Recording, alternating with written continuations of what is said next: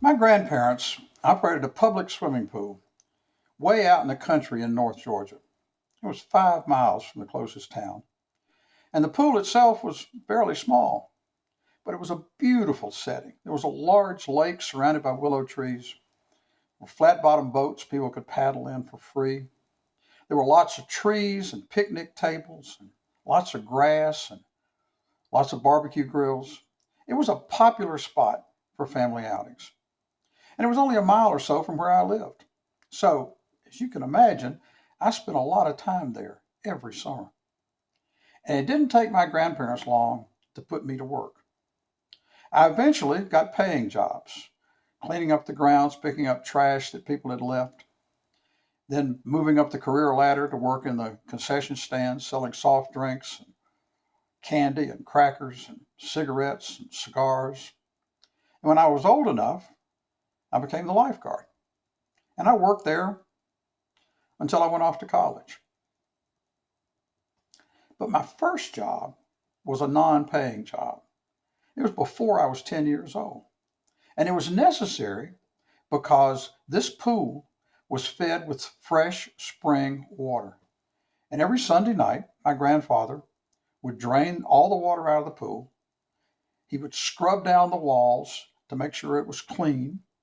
And then on Mondays, the pool would gradually fill up with fresh spring water that came directly from the springs.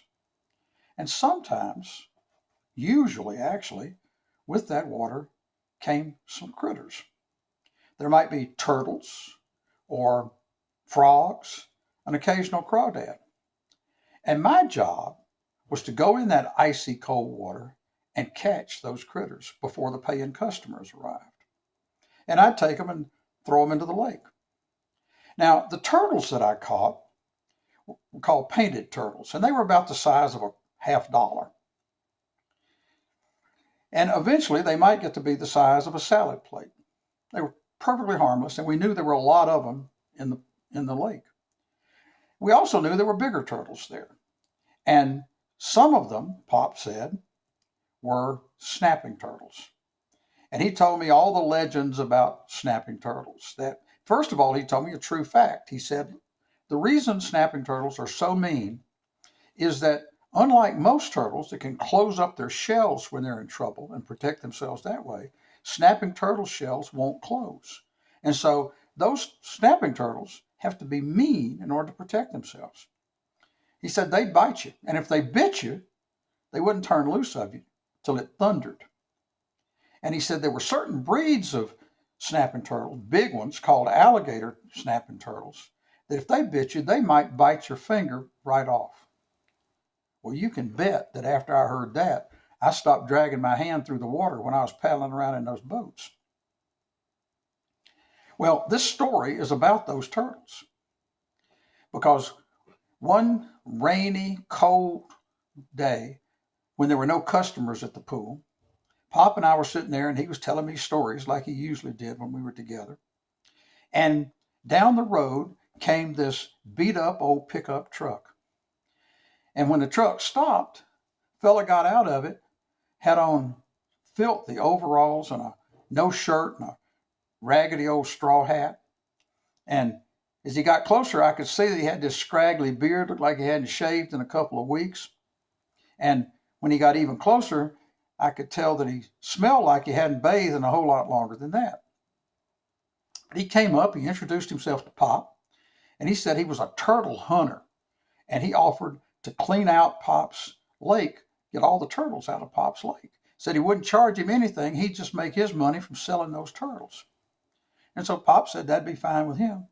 And with that, the fellow, he waved down toward his pickup truck, and out of that truck came a boy about my age.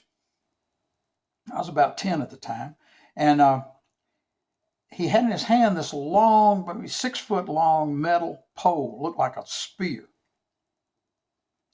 And he came shuffling up to his father. He had the spear in one hand. He had his hands shoved down in his other hand shoved down in his pocket of his cut off raggedy blue jeans, which was the only clothes he appeared to have on.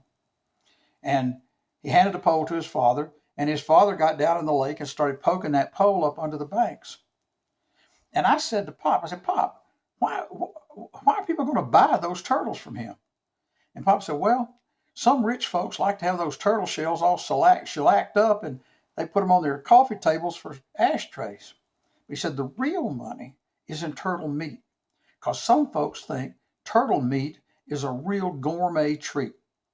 And they'll tell you that depending on what part of the turtle the meat comes from, it might have one of 7 different flavors. It might taste like beef. It might taste like chicken.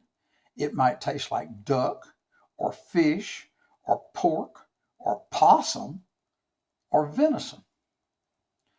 Well, I've checked on that later, and I have read in other places that lots of folks do think turtle has those 7 different flavors. I'll tell you, I've eaten turtle a couple of times. It always tasted like chicken to me, but maybe it always came from that part of the turtle. I don't know. Anyway, after Pop had explained all that to me, just about that time, that fellow's pole went way up under the bank. And he motioned to the boy, and the boy jumped in the lake beside him, and he didn't hesitate. He just dove right up under that bank. Dove so far up there that only his feet were sticking out, and his father was holding on to his feet. And I was amazed at how long he could stay underwater, how long he could hold his breath. Matter of fact, I realized I was holding my breath too, waiting for him to come up. Finally, he must have wiggled his feet or something. His dad pulled him out, and that boy had in his hand a turtle that was almost as big as he was. He's holding it by the tail. It was almost as big as he was. And they threw that turtle in a big old gunny sack, and we moved on around the lake. It took them about an hour and a half to go all the way around the lake, and when they finished, they had 2 big gunny sacks full of turtles. They must have had 30 or 40 turtles. And all of them were at least as big as that first one he had pulled out.